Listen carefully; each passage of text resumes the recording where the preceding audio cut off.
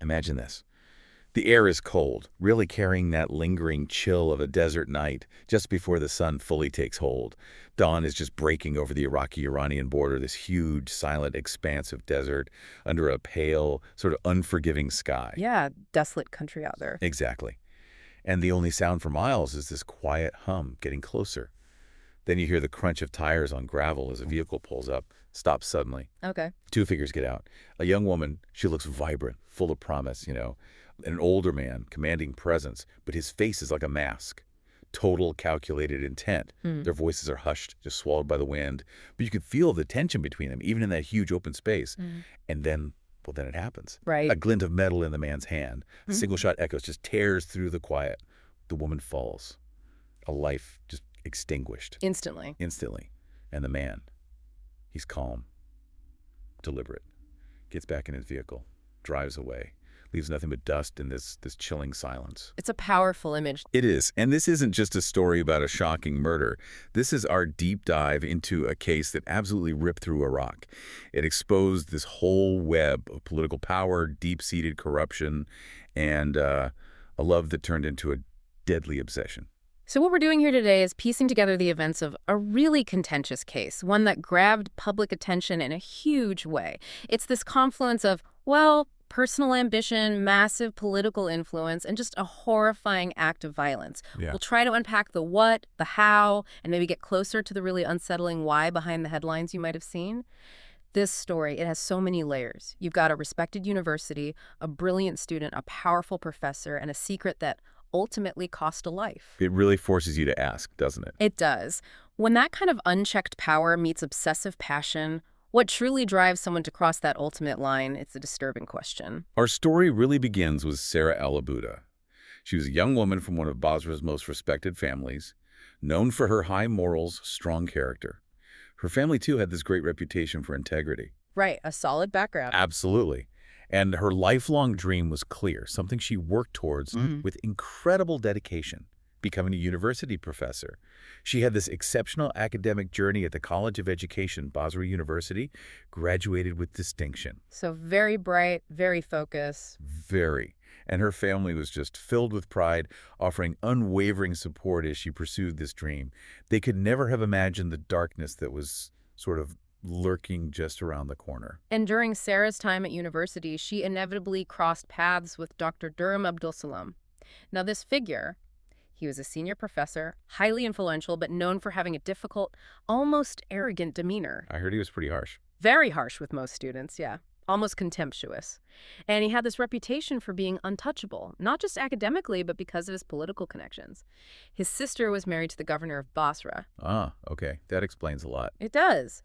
In Iraq's power structure, that gave her immense informal power. She could pull strings, exert influence, almost as if she was the governor. So Durham felt pretty insulated. Right. Protected. Exactly. But here's the surprising part. He made a glaring exception for Sarah. Harsh with everyone else, but with her. Consistently favorable treatment, almost solicitous. And she didn't notice anything strange. Well, Sarah, being so focused on her studies, she initially just saw it as respect for her hard work, her diligence. She was completely unaware of his hidden and, frankly, disturbing admiration. That hidden admiration. Yeah. It didn't stay hidden, did it? No, it didn't. Dr. Durham eventually confessed his feelings to Sarah, but his follow-up was, well, shocking. Given his existing marriage and his political standing, he asked for a secret marriage. Wow. A secret marriage. What does she say? I mean, she's this brilliant young woman just starting her career. Right, and Sarah, being intelligent and tactful, she refused him. Gently, but firmly. She explained her focus was purely on her academic dreams right now, that marriage wasn't even on her radar yet. And he accepted that. On the surface, yes. He appeared to accept it. Presented himself as this respectful mentor who understood her ambition, even offered encouragement. But underneath that veneer, his obsession remained. It just simmered. He simply adjusted his approach, waiting. And Sarah, she just carried on. Oblivious. Seemingly oblivious to the depth of his feelings, yes. She continued her ascent, completely undeterred. She successfully went to Iran for a higher degree, a major achievement, came back, got appointed assistant professor at Basra University, her dream job. Fantastic for her. Her family must have been over the moon. Immensely proud, absolutely. It was everything she'd worked for. And part of her new role involved reorganizing the university archives, bringing in a more modern scientific approach. A seemingly mundane task, right? It seems pretty standard for a new professor. Except it wasn't. Ironically, that task became the key to unlocking a really dangerous truth. What did she find? As Sarah was meticulously going through these, dusty old records, she stumbled onto something far more sinister. Highly sensitive documents. And they detailed widespread financial and administrative corruption deeply embedded within the university. Corruption. Involving who? That was the shock. Dr. Dargham himself was heavily implicated. His name was all over these illicit dealings. Oh no, the untouchable professor. Exactly. Her immediate response was very careful, very quiet. She discreetly copied all the damning papers, copied them to her laptop, her mobile phone. She needed time, clearly, to process what she'd found before deciding what to do. That's an impossible situation. Holding proof against one of the most powerful men at the university, knowing his connections, what did she do next? Well, she was facing this huge internal conflict, wasn't she? Knowing the power involved, especially Dargham and his sister, she decided to approach it calmly. She confided in a few close contacts, seeking advice. And what did they say? The response was pretty stark. They strongly advised her to just drop it. Emphasized the extreme danger of trying to expose figures that powerful. They warned her about how ruthless they could be. So basically, don't poke the bear. Pretty much. A desperate thought even crossed her mind, apparently. Could Dargham's supposed affection for her somehow shield her if she confronted him directly? A chilling thought, really. A huge gamble. And just when things couldn't get more complicated. Exactly. A new development completely changed the dynamics. A respectable young man from the university proposed marriage to Sarah. Okay, that's good news for her personally. Wonderful news for her and her family. But news like that, especially in a university setting, it travels fast, and inevitably it reached Dr. Dargham. So the corruption files weren't the final trigger. Yeah. It was this. Precisely. And here's where it gets really unsettling. Dargham, using his network, he had eyes and ears everywhere. Apparently he already knew Sarah had found those corruption documents. He knew, and did nothing. His initial reaction to that was surprisingly calm. He seemed to genuinely believe he could suppress it, bury it like he probably had before. But the news of the marriage proposal, that ignited something far more dangerous. A real rage. Why? What changed? It shattered his illusion, his belief that Sarah's earlier rejection of him was just about her career ambitions. Now, seeing her accept someone else, he saw it as a deep personal betrayal of him. So the corruption might have been manageable for him, but the personal rejection, the perceived betrayal, that was different. It seems that way. It leads you to a disturbing possibility. The corruption, huge as it was, might have become secondary. Her choosing another man, that perceived betrayal, could well have been the true catalyst for his horrifying next steps. The day everything changed. It started so normally. Just another Tuesday, 7:00 a.m., Sarah leaves home. Usual routine. Drops her father at work, her brother at school, heads towards the university. Just an ordinary morning. No hint of the tragedy to come. None at all. An ordinary start to what would become an extraordinary, incredibly tragic day. And then, around midday, came this chilling series of messages, just completely baffling. At 12:05 p.m., Sarah's sister gets a shock message from Sarah's phone. What did it say? It claimed a specific university colleague, named in the message, was threatening to kill her, and that this colleague was involved in the corruption Sarah had found. Okay, that's alarming on its own. But then, just minutes later, a second message arrives, and it's utterly contradictory. This one claims Dr. Dargham had kindly lent Sarah money to escape some crisis, and she was asking her family to repay him. From threatened victim to indebted friend in minutes. That makes no sense. None at all. And then a few minutes after that, the most perplexing one. Sarah supposedly says she's traveling to Baghdad to marry a rich man, tells her family not to worry or ask about her, promises she'll call when she's settled. What?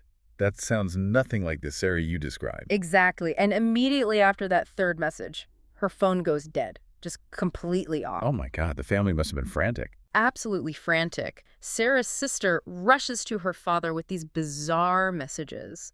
The inconsistent tone, the wild stories. It was completely unlike Sarah. They try calling her desperately, again and again, just a deadline. That gut-wrenching feeling must have set in fast. Instantly. They knew Sarah, strong family ties, her character. Right. She would never just abandon them to elope like that, especially not with such weird, secretive messages. They raced to Basra University. Yeah. Their worst fears confirmed. Sarah never arrived that day. Dr. Sarah Al-Abouda had simply vanished, gone without a trace. Leaving her family terrified and bewildered. Completely. They immediately file a missing person report with the police, showing them those 3 deeply unsettling messages. Law enforcement launches an immediate, full-scale search. Sarah's family, her tribe, everyone joined in, combing every possible location. Any leads early on? Well, later that same day, around 5:00 p.m., they find Sarah's car. It's abandoned, quite far from her home or the university. But strangely, it's parked normally, not crashed, not hidden, just parked. Anything inside? That's the chilling part. Her bag, her laptop, and her phone are all missing. Gone. So the car's there, but she isn't. And the things she'd need are gone too. Did she really go to Baghdad like that last message said? Or was this something far darker? That was the critical question for the investigators. Was this a desperate escape or the start of a much more sinister trail? And while they're searching, trying to make sense of the car and the messages, something else is happening, right? Something miles away. Exactly. At the exact time Sarah disappeared, way out on the remote Iraq-Iran border, the Border Patrol forces get this. Well, this strange alert. From where? A surveillance camera, positioned a remarkable 7 kilometers away. It accidentally captured this chilling scene unfolding in a remote patch of desert. 7 kilometers. What could it possibly show from that far? Grainy footage, obviously, but clear enough. It showed a man and a woman talking, seemed hushed. Then the man calmly draws a weapon and shoots the woman. Oh my God, he just shot her. Just like that. Then he calmly gets back in his vehicle and drives off. The sheer audacity. He must have known the terrain, thought he was completely unseen, miles from anywhere. Believing no one would ever find out. Precisely. The Border Patrol rushed to the scene, of course, but they were too late. They found the woman's body. Her head was severely damaged, making identification difficult, and she had no ID on her. A Jane Doe, basically. Yeah. In the middle of nowhere. Initially, yes. But then law enforcement, still desperately searching for Sarah, they hear about this incident at the border. And the timing, well, it lines up perfectly with her disappearance. They made the connection. They compared the description of the body, tragic as it was. The resemblance was undeniable. Officers were dispatched immediately to confirm the identity, all while Sarah's family is still unaware, still clinging to hope she's just missing. That's heartbreaking. Did they ID the man from the footage?